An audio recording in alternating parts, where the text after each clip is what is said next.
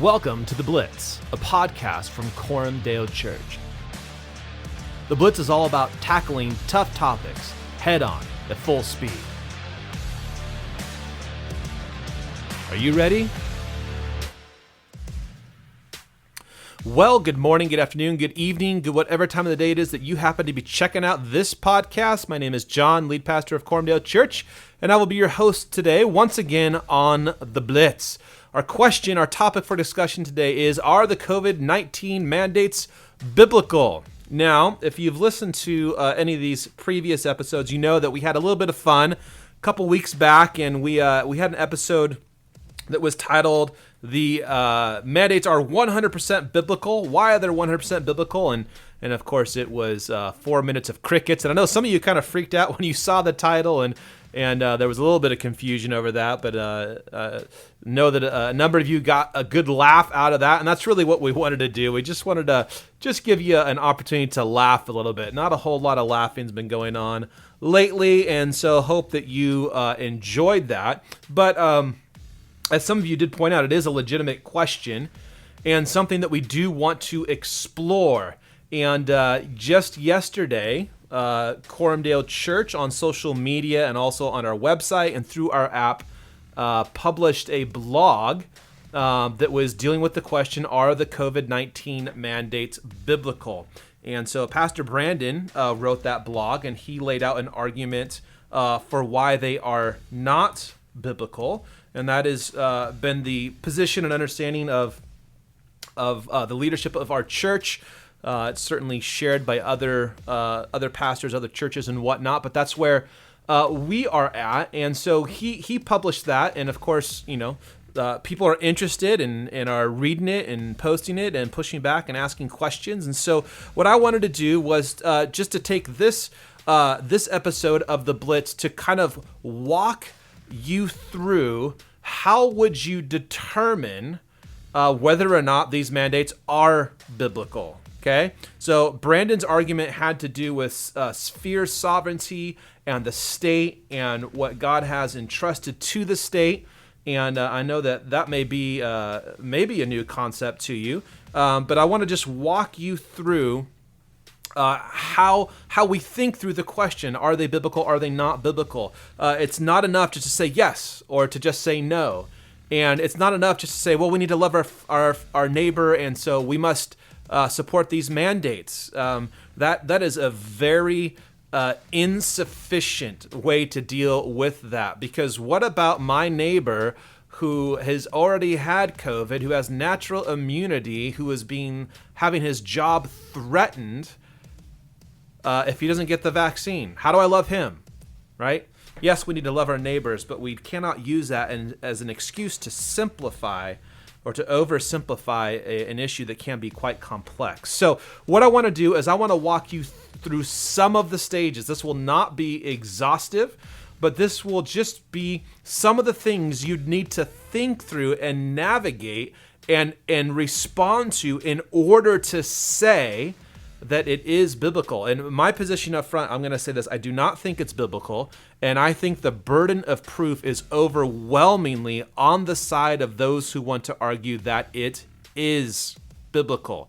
And hopefully at the end of this podcast, that will be clear to you. So I want to start by identifying what's the first question we should be asking. There are so many questions about the vaccine. There's so many questions about how it was derived and how it's applied and its effectiveness and all of that stuff. We need to make sure we start with the right question. So I will tell you what the right question is, where we start as we think through this. Okay, here's the question. Here's where we need to start. Has Christ given the state the authority to mandate vaccines in general? In particular, has Christ given the state the authority to mandate the COVID-19 vaccine? Okay, that is the fundamental question. That's where all of this starts. Now, you may be wondering, why do we start with that question? Well, we have a biblical worldview. We believe that the gospel is true, and that affects the way that we think about and relate to authority. In Romans verse 13, 1, It says, there is no authority except from God, and those that exist have been instituted by God. So all human authority is delegated authority, meaning that all governors, all the state, federal government, all of that, it is a received derivative authority that is granted to the state by God. God is the only being who has in and of himself authority. He is over all things, and he delegates authority over specific spheres. So, in the church, Christ has delegated authority to the elders who hold the keys to the kingdom. For the state, God has given a delegated authority to the state, and the symbol of that authority is the sword, and they use the sword to punish evil and good. But neither elders in and of themselves or the state in and of itself has authority. It is a delegated authority. God gives authority. In Romans 13, verse 4, speaking of authority or the state, it says, he is God's servant for your good. Okay, that does not mean that the state believes the gospel, that they believe that Christ is Lord, but God has put those leaders in place, delegating authority to them. They are God's servants, and they are God's servants for our good. And again, that is defined in Romans as punishing evil and rewarding good. Okay, now with that in mind, after the resurrection of Christ, he says famously in Matthew 28, all authority in heaven and on earth has been given unto me. It's interesting how many times you can hear a sermon on Matthew 28 and the Great Commission and focus on the discipling and miss the basis of it. All authority in heaven and on earth has been given unto me. That is given unto Christ. This goes back to Psalm chapter 2. It says, I will tell of the decree. The Lord said to me, you are my son. Today I have begotten you. That is speaking of the resurrection. Ask of me, and I will make the nations your heritage and the ends of the earth your possession. Okay? So this is promised and foreshadowed in Psalm 2. It is about Christ the Lord ruling over all kings and over all nations, because all authority in heaven and earth has been given unto him. And then again in Romans 11:36, it says, the Apostle Paul says, for from him, that's Christ, and through him and to him are all things. To him be glory forever. Amen. So we need to start with a biblical Christian worldview that tells us, that shows us that Christ is over the state. And so when we talk about the state doing something or having authority to do something, the question doesn't begin with the legality or a constitution or any of that. It begins with Christ as being over the state, delegating authority to the state as his servant to reward good and to punish evil. And so with that understanding, the question is the authority to mandate the vaccine, is that a authority that Christ has given to the state? Okay? That's the starting place. And the reason for that is because that's reality. That's the world that we actually live in.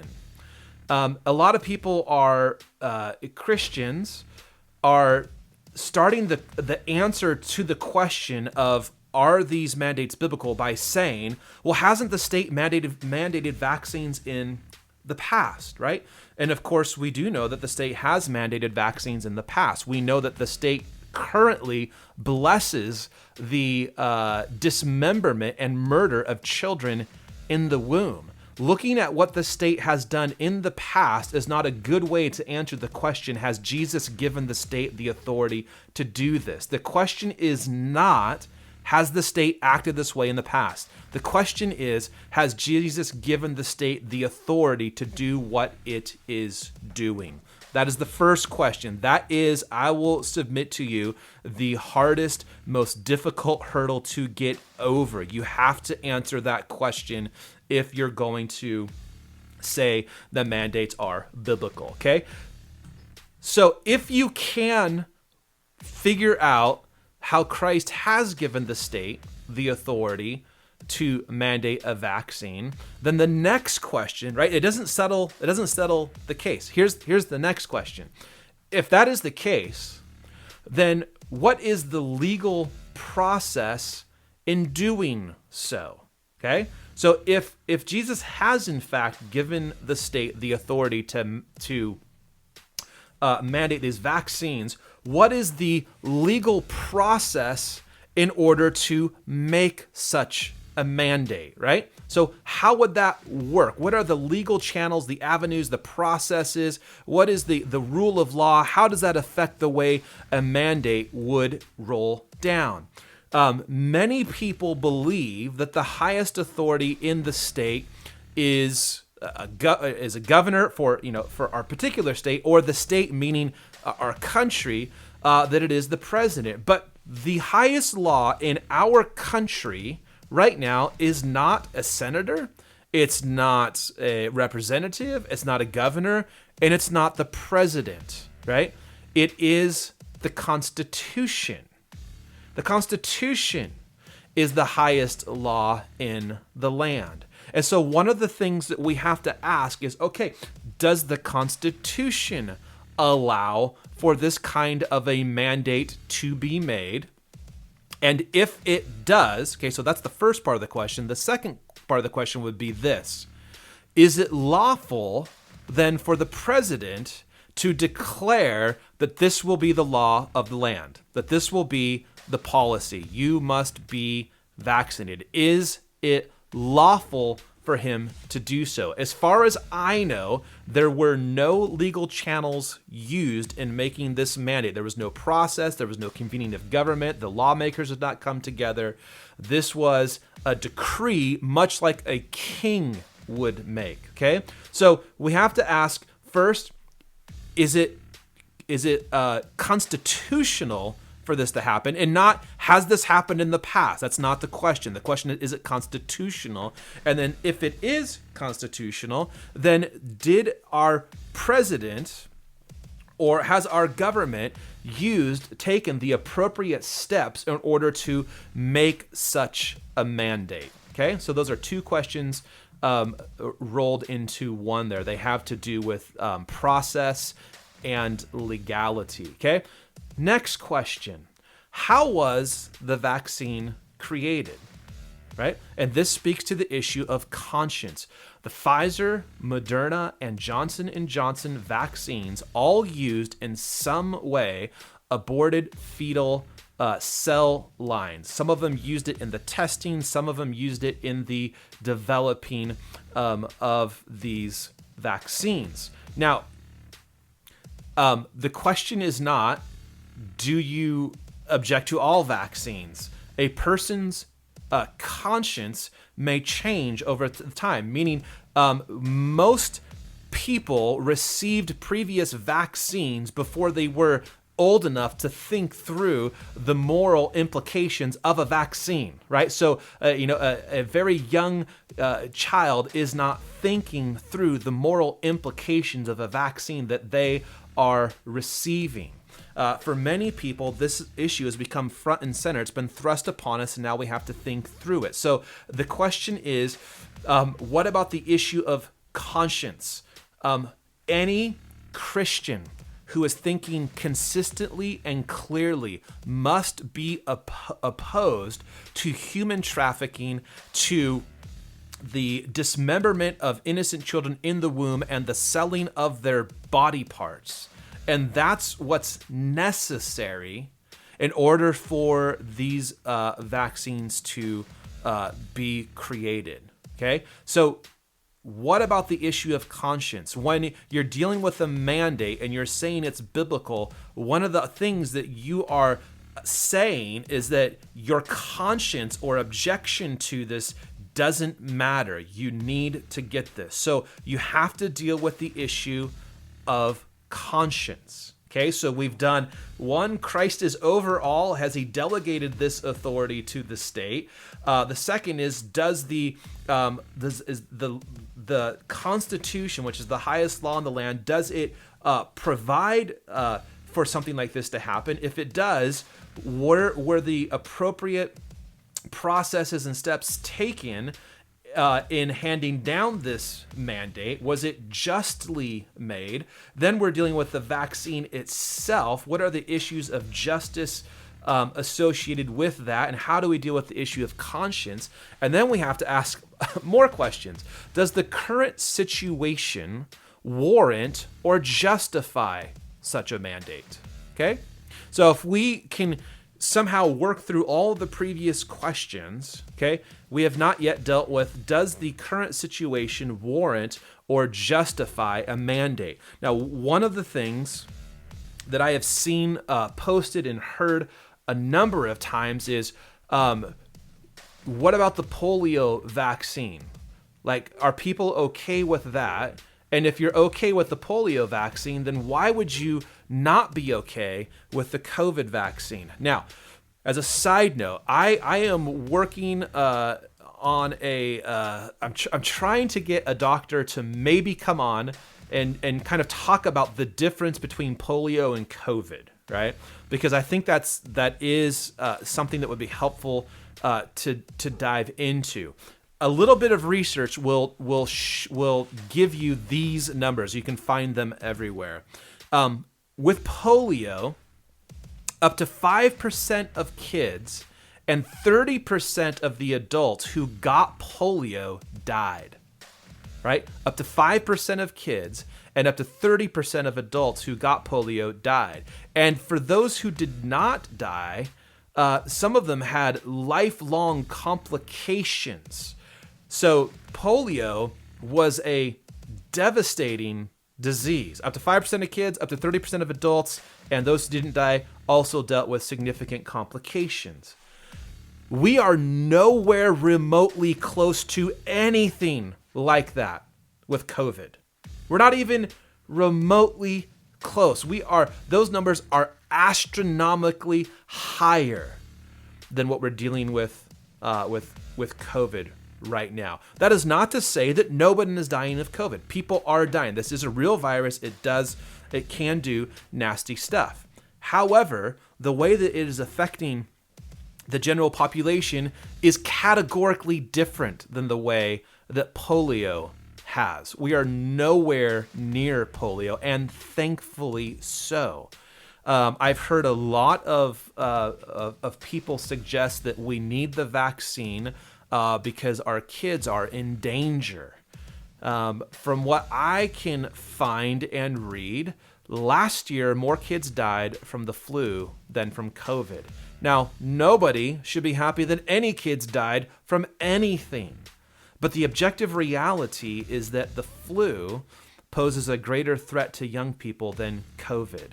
So does this current situation and the way that the virus works and the way that it affects people, does it justify such a mandate? And by looking at previous vaccines, you need to make sure you're doing an apples to apples comparison, because if you're comparing COVID to polio, that's just not going to work. Okay.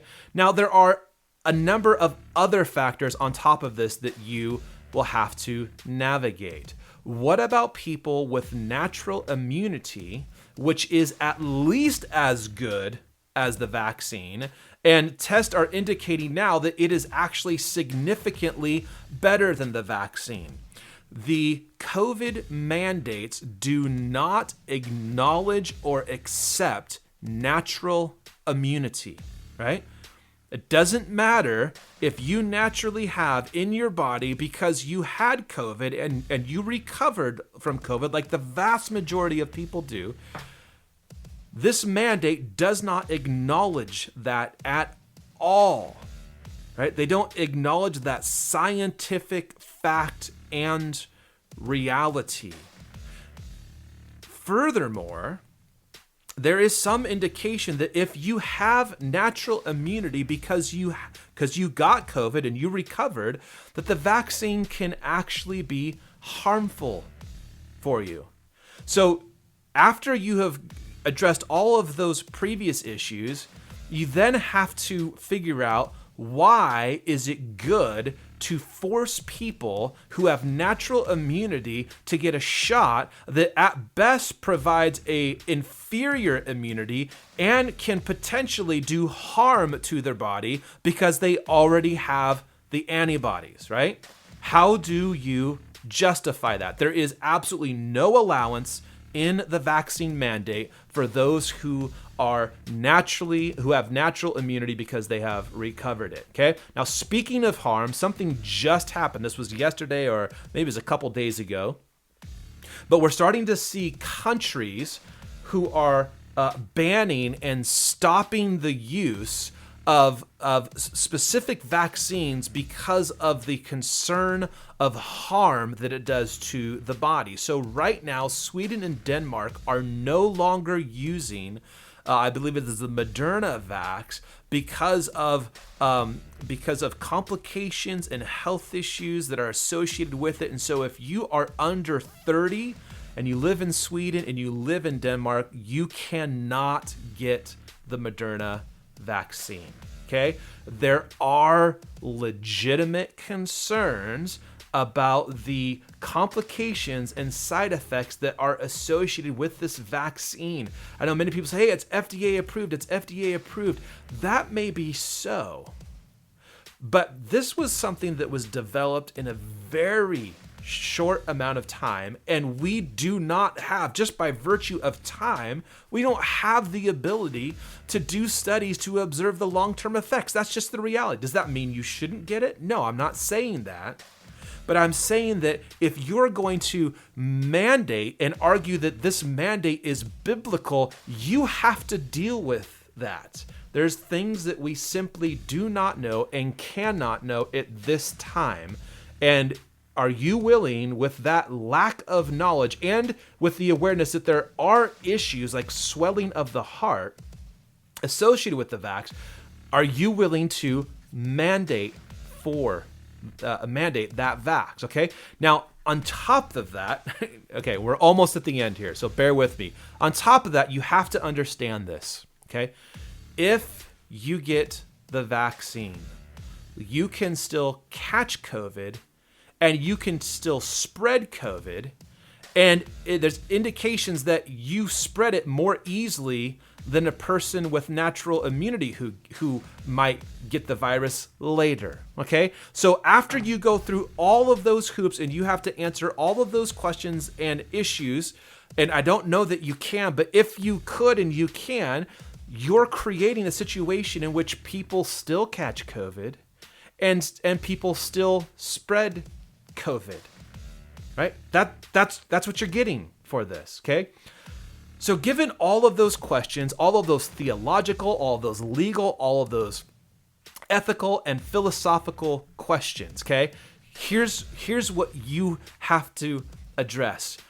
Are you willing to throw families out on the streets because they have lost their jobs because they did not want to get the vaccine that was mandated? Now you might be going, oh, I'm using inflammatory language, I'm blowing this out of proportion. I am not. I know friends, I know people. I have friends who work in medicine. They are educated, they are smart. I know people who work in the shipyard. I know people who work for the other government contractors in this community. And these are intelligent people who are choosing not to get the vaccine, and because of it, they are going to lose their jobs. Okay? They're going to lose their jobs. They will lose their income. Now you go, well, can't they just find another job somewhere else? Really? Is that your response? Just find a job somewhere else? If you are a doctor or a nurse or you work in healthcare, where else are you going to find a job? The mandate makes it, and the hospital's mandate make it so you can't get a job. You work for the shipyard, you work for a government contractor, you're doing a very niche particular task. Where are you just going to find another job? The mandates are for companies that have 100 and plus employees. That narrows down your opportunities significantly. Okay, so we are talking about people losing their jobs. We're talking about houses being foreclosed on. We're talking about potential poverty and homelessness because a person didn't want the vaccine. And let's just crank it up another notch. What if they had natural immunity? They had better protection in their body than the vaccine could provide, and they didn't want to get it. You're still going to fire them and throw them out on the streets. You still think that's a good decision? You have no issues with that, no questions, no problems, right? Now I'm getting passionate about this because I really care about this issue. These are just some of the ethical, legal, philosophical, theological issues you have to navigate in order to say that these mandates are biblical. What you're saying is that Christ is honored by not just the handing down of these mandates, but the enforcement of these mandates. I will tell you this, I don't know how you do that. I do not know how you can make such a statement. It is one thing to recommend that people get the vaccine, and each person, and we have said this clearly and repetitively at our church, each person should decide according to conscience and prayer and the wisdom of family members and a health professional, preferably a Christian who shares your worldview, and then make your choice. That is liberty, that is wisdom, that is freedom, that is human responsibility. But making that choice for everyone, that is a whole other story. And I don't believe that you can do that. So that's the process. Those are the questions. Those are the things that you have to address. And when you consider, and those are just some of them, right? There certainly are other issues that need to be addressed. Those are just some of them. And that is why I firmly believe that these mandates are not biblical. I have absolutely no problem with healthcare professionals based on good science and data. I have no problem with them making recommendations for what we do. But to force this mandate on people, I do not believe, given the objections and issues that I have stated up to this point, I don't believe you can do it. So that's where I am at. That's the process. For those of you who are wrestling with this issue, those are some of the areas and questions that you have to address and you have to have an answer to. So I hope this was challenging. I hope it was encouraging for you. For those of you out there that you're facing termination of employment, man, our church is praying for you, and we hope that God provides for you and protects you, and that there is an end to this nonsense soon. All right, well, that's it for this episode of The Blitz. Until next time, take care.